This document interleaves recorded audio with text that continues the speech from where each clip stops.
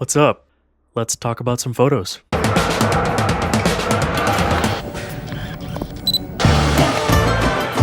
Okay, so this shoot means a lot to me because it was such a challenge to sort of bring this big scale idea down to a feasible, low budget shoot.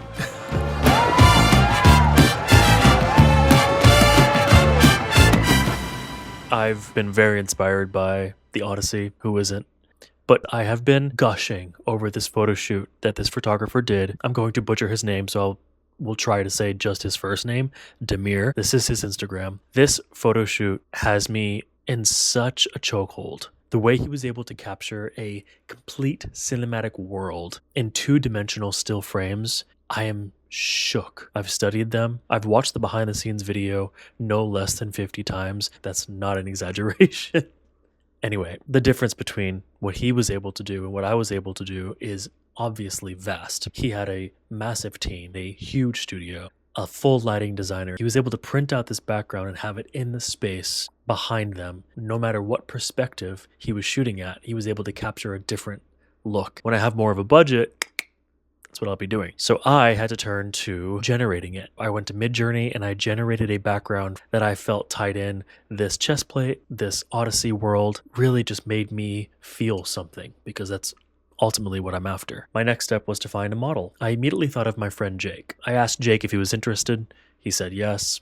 Boom, got my model. Next step was makeup because I absolutely was not doing that by myself because I can't. I was connected to Tim Mackay. He got excited because I was asking him to do something that I actually didn't think he was going to be interested in, something other than beauty, because he is a celebrity beauty makeup artist. So I just assumed he wasn't going to be interested. Come to find out, he also does film and television makeup and loves Halloween makeup. Next is location. I decided to use Centra Studios in Midtown Manhattan. I've used them quite a bit over the last several years. Got the studio.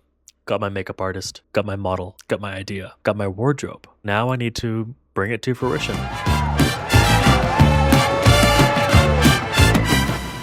For me, what I knew I wanted to capture was something believable yet heightened. I wanted to believe that this character could be standing in this environment, but a little more cinematic lighting-wise. I turned to 3 strobes, which I ended up not strobing. Tell you why in a second.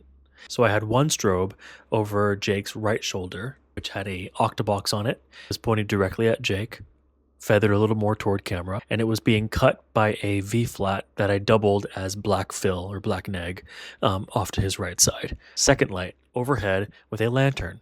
I wanted this to fill the space and add a nice soft light to his hair. My third light, my key light, was camera right, 45-degree angle toward Jake with a silver medium-sized umbrella. But the kicker is that I kept it shut. I released it. I didn't open it fully, so that way this light was directed right at Jake's face. I strobed the lights for the test shots and the makeup tests. It was a little harsh for me. So I decided to take off the trigger and just use the modeling lamps as continuous lights. And that opened up a whole world for me. This also means that my settings were a little different than I typically would do. My ISO was at 1600. My shutter was at 1/100, which is lower than I normally would do. I also had a silver bounce reflector under Jake, which really helped. So I think my takeaways from this were always work with a team. My work is always light years better. When I have people around me who are supporting my vision, adding on to my vision, someone has a better idea, I use it. It's just so much more invigorating to have people around you who believe in you, and you just have more fun. So Tim, Jake, thank you. The post-production of these photos, it was a little more in depth. Obviously, I had to composite Jake onto these backgrounds. If you would like a more behind-the-scenes look at the editing of it all, let me know. I will happily make that video as well. So thanks for listening. This is new for me and I'm really enjoying it, but I'm scared. So I hope you enjoy it and I hope you like the photos. Look out for the next one.